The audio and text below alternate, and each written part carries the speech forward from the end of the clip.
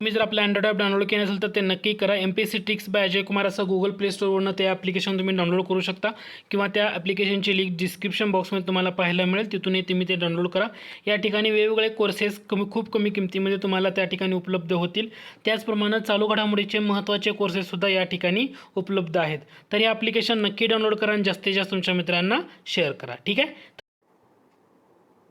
आपला आजचा पहिला प्रश्न आहे तो म्हणजे डॅश डॅश यांनी 1865 विधवा विवाह उद्योजक मंडळ स्थापन केलं.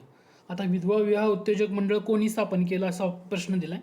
ऑप्शन बघा, म गो रानडे विष्णुशास्त्री पंडित, धोंडो केशव कर्वे विष्णुशास्त्री पंडित, गोपाळ गोखले धोंडो केशव कर्वे आणि धोंडो केशव कर्वे आणि पंडित रमाबाई.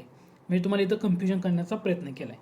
पण तुम्हाला एक गोष्ट माहीत पाहिजे, 1865 विधवा विवाह उद्योजक मंडळ म्हणजे महादेव गोविंद रानडे त्यामध्ये असणार आहेत. आणि महादेव गोविंद रानडे म्हणल्यानंतर तुम्हाला फक्त एकाच ऑप्शनमध्ये दिसते पर्याय क्रमांक 1, त्याच्यामुळे तुमचं करेक्ट आन्सर ते असणार आहे. ठीक आहे. महादेव गोविंद रानडे हे इतिहासकार, अर्थशास्त्रज्ञ, शिक्षणतज्ञ, समाजसुधारक होते, हे लक्षात घ्या. कारण एकदा कसं झालं होतं, राज्यसेवेचाच पेपर होता, आय थिंक राज्यसेवेचा पेपर, आणि त्याच्यामध्ये असा प्रश्न दिला होता, न्यायमूर्ती महादेव गोविंद रानडे हे केवळ समाजसुधारक नव्हते तर ते डॅश डॅश ही होते. आणि खाली ऑप्शन दिले ते इतिहासकार, कवी, अर्थशास्त्रज्ञ, गणिततज्ञ असं ऑप्शन दिले होते. तर लक्षात ठेवताना एक घटक लक्षात ठेवा, एक तर इतिहासतज्ञ तर ते आहेत, ओके, इतिहासतज्ञ तर ते आहेत. दुसरा मुद्दा, अर्थशास्त्रज्ञ ते आहेत, कारण त्यांचे वेगवेगळे ग्रंथ आहेत, ते पुढे आपण बघणारच आहोत. आणि त्याचबरोबर ते शिक्षणतज्ञ पण लक्षात घ्या. कवी येणार नाही तिथं. आयोगाने एकदा प्रश्न विचारल्यामुळे तो घटक मी तुम्हाला या ठिकाणी सांगतोय, कवी येणार नाही हा मुद्दा आहे. आणि आयोगाने अशा टाईपचाच एक प्रश्न विचारलेला होता. ठीक आहे. महादेव गोविंद रानडे यांचा जन्म कुठं झाला? यांचा जन्म झालेला आहे नाशिक जिल्ह्यामध्ये. कोणाबद्दल बघतोय आपण? महादेव गोविंद रानडे यांच्याबद्दल. नाशिकमध्ये जन्म झालाय. नाशिकमधलं कोणतं ठिकाण येतं? निफाड. बऱ्याच वेळा जोड्या लावाला समाजसुधारक आणि त्यांचं जन्म ठिकाण असं पण विचारलेलं आहे, हे तुम्हाला माहीत असू द्या. आता महादेव गोविंद रानडे यांच्याबद्दल बघताना काही महत्त्वाचा मुद्दा. पहिला मुद्दा, त्यांचा जन्म आहे नाशिक निफाडचा. दुसरा मुद्दा येतो तो म्हणजे ते मुंबई प्रांत काउन्सिलचे सदस्य होते. पण कधी? हा मुद्दा महत्त्वाचा आहे. मुद्दा काय सांगतोय? महादेव गोविंद रानडे हे मुंबई प्रांत काउन्सिल जे आहे तर या प्रांत काउन्सिलचे ते काय होते? सदस्य होते. ते काय होते? सदस्य होते. पण कधी? 1885 म्हणजे काँग्रेसची स्थापना झाली तेव्हा. त्याच्यानंतर 1890 आणि त्यानंतर 1893. हे फक्त जाता जाता माहीत असू द्या. ठीक आहे. त्यांच्याबद्दल बघायला गेलं तर 3 महत्त्वाची वर्षे येतात. महादेव गोविंद रानडे म्हटल्यानंतर तुम्हाला डोळे झाकून कोणती वर्ष लक्षात ठेवायची? 3. एक येतो 1865, दुसरा मुद्दा येतो 1887 आणि तिसरा मुद्दा येतो 1890. ओके. परीक्षेच्या दृष्टीने हे तिन्ही मुद्दे जास्त इम्पॉर्टंट ठरतात. का? 1865 म्हणजे तुम्हाला दिलेला प्रश्नातच आहे बघा, विधवा विवाह उद्योजक मंडळ स्थापन केलं म गो रानडे विष्णुशास्त्री पंडित यांनी. कधी? 1865 मध्ये. त्याच्यामुळं हा मुद्दा महत्त्वाचा. दुसरा मुद्दा येतो, तुम्हाला जेव्हा महादेव गोविंद रानडे म्हटल्यानंतर कधीही तुम्हाला विचारू द्या, डोळ्यासमोर 2 गोष्टी झाल्या पाहिजेत. एक म्हणजे सामाजिक परिषद आणि दुसरा मुद्दा म्हणजे औद्योगिक परिषद. तर 1887 पासून काँग्रेस अधिवेशनाला लागून सामाजिक परिषद भरवण्यात येऊ लागली. सामाजिक परिषद आणि औद्योगिक परिषद लक्षात घ्या. सामाजिक परिषद कधीपासून? 1887 पासून काँग्रेस अधिवेशनाला लागून सामाजिक परिषद भरवण्यात येऊ लागली. हा महत्त्वाचा मुद्दा. आणि दुसरा मुद्दा, 1890 मध्ये त्यांनी औद्योगिक परिषदेची स्थापना केली. आता जेव्हा महादेव गोविंद रानडे यांच्याबद्दल बघताना तेव्हा तुम्हाला हे 3 महत्त्वाच्या सणावळ्या इम्पॉर्टंट ठरतात.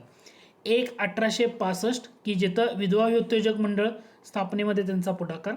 दुसरं 1887 सामाजिक परिषद आणि तिसरा मुद्दा 1890 औद्योगिक परिषद. हे 3 मुद्दे तुम्हाला बेसिकली लक्षात आले पाहिजे. बरं, 1887 काँग्रेसचं अधिवेशन कोणत्या ठिकाणी भरलं होतं? 1887चं काँग्रेसचं अधिवेशन कुठं भरलं होतं? मद्रासला भरलं होतं. मद्रास. ओके. मद्रास काँग्रेस अधिवेशन होतं. ठीक आहे. त्याच्यामुळे हा घटक महत्त्वाचा आहे, कारण इम्पॉर्टंट आहे तुम्हाला. ठीक आहे. कारण 1887च्या काँग्रेस अधिवेशनापासूनच सामाजिक परिषद तिथं भरवण्यात येऊ लागलेली होती. हा मुद्दा. तर एवढं लक्षात आलं का बेसिकली महादेव गोविंद रानडे यांच्याबद्दल.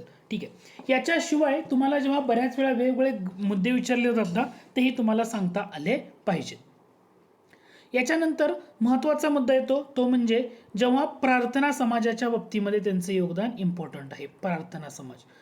आता मुद्दा असा येतो, प्रार्थना समाजाची स्थापना कधी झाली.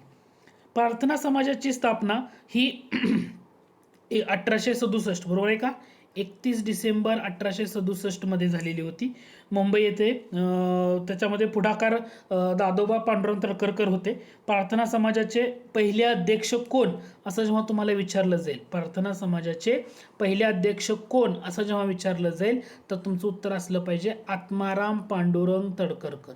आत्माराम पांडुरंग तळकरकर हे प्रार्थना समाजाचे पहिले अध्यक्ष होते. प्रार्थना समाज हा खूप महत्त्वाचा आहे, हे लक्षात घ्या. कारण प्रार्थना समाजासाठी बऱ्याच लोकांनी प्रार्थना समाजाच्या कार्याला चालना दिली. त्याच्यामध्ये महादेव गोविंद रानडे आहेत, रामकृष्ण भांडारकर आहेत, NG चंदावरकर, नारायण चंदावरकर म्हणतो, त्यांचं नाव पण तुम्हाला त्या ठिकाणी पाहायला मिळेल. त्यामुळं महत्त्वाचा मुद्दा आहे. आता सगळ्यात महत्त्वाचा मुद्दा, गो रानडे, महादेव गोविंद रानडे यांनी प्रार्थना समाजाच्या समर्थनासाठी कोणता निबंध लिहिला. प्रार्थना समाजाच्या समर्थनासाठी महादेव गोविंद रानडे यांनी कोणता निबंध लिहिला असा तुम्हाला प्रश्न विचारलाय. काय उत्तर देता येईल तुम्हाला?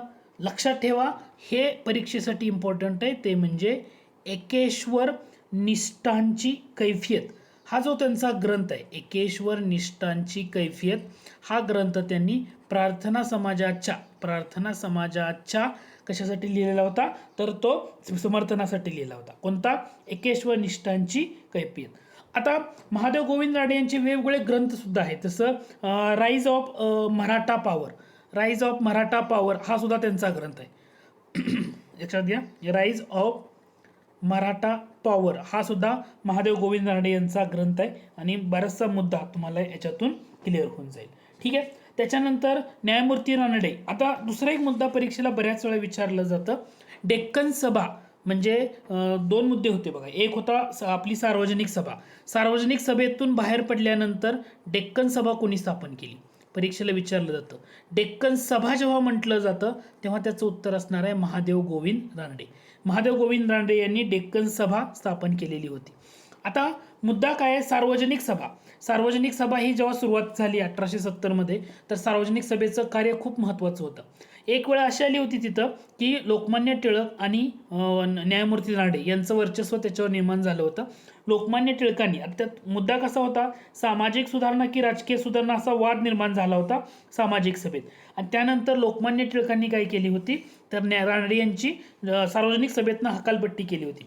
आणि त्यातून हकालपट्टी केल्यानंतर तर इथं लक्षात ठेवायचं, डेक्कन सभा ही स्थापन केली महादेव गोविंद रानडे यांनी. त्याच्यामुळं तो एक महत्त्वाचा मुद्दा आहे, तुम्ही तिथं लक्षात ठेवू शकता. आता परीक्षेसाठी आणखी महादेव गोविंद रानडे यांच्याबद्दल आपण सगळं बघत आलो मुद्दे. यांच्याबद्दल आणखी तुम्ही काय करू शकता, तर त्यांनी इंदू प्रकाश हे वृत्तपत्र जेव्हा विष्णुशास्त्री पंडित यांनी सुरू केलं होतं, तर त्याचं जे इंग्रजी आवृत्ती होती, त्या इंग्रजी आवृत्तीमध्ये रानडे यांनी समाज सुधारणेवर लेख लिहिले होते आणि आपलं जे कार्य त्या ठिकाणी त्यांनी चालू केलं होतं. त्यांचे काही वेगवेगळे ग्रंथ आहेत, न्यायमूर्ती रानडे यांचे काही वेगवेगळे ग्रंथ आहेत. जसं administrative reforms in the Bombay presidency.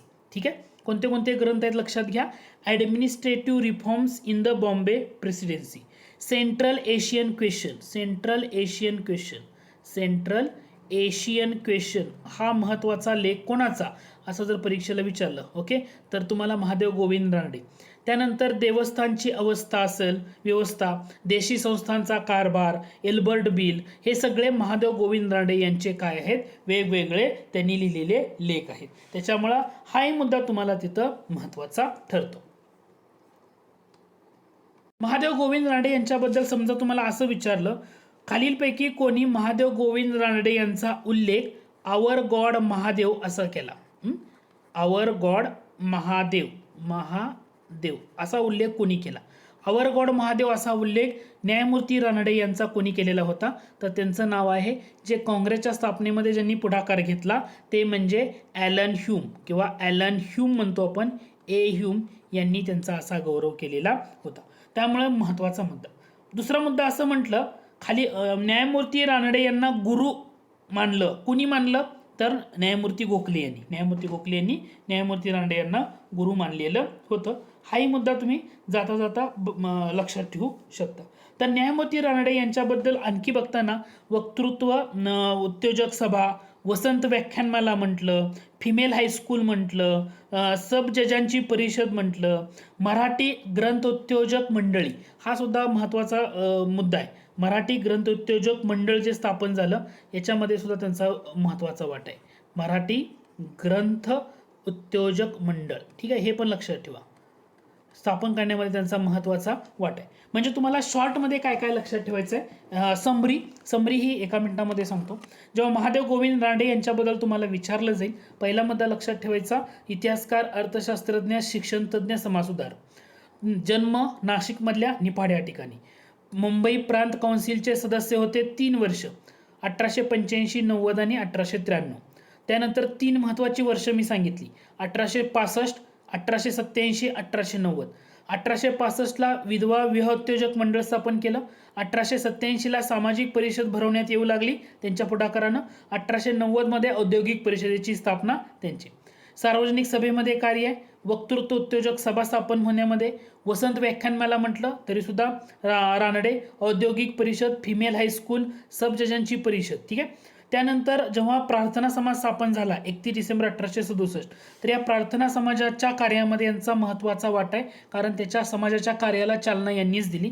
प्रार्थना समाजाच्या समर्थनासाठी न्यायमूर्ती रानडे यांनी लिहिलेला निबंध एकेश्वर निष्ठांची कैफियत हा खूप गाजला, महत्त्वाचा निबंध होता. त्यानंतर तुम्हाला यांच्याबद्दल बघताना आणखी महत्त्वाचा मुद्दा, त्यांनी लिहिलेले लेख, administrative reforms in the Bombay presidency, central Asian question, देवस्थानची व्यवस्था, देशी संस्थांचा कारभार आणि एल्बर्ट बिल, हे सगळे मुद्दे तुम्हाला इथं लक्षात ठेवायचे आहेत. आणि त्यांनी सार्वजनिक सभेतनं बाहेर पडल्यानंतर स्थापन केलेली डेक्कन सभा हाही घटक तुम्हाला त्या ठिकाणी महत्त्वाचा आहे. तर आजच्या भागामध्ये आपण शॉर्ट बट स्वीट प्रार्थना समाज संदर्भात म्हणजे तुम्हाला न्यायमूर्ती रानडे हा मुद्दा आपण या ठिकाणी कव्हर केलेला आहे.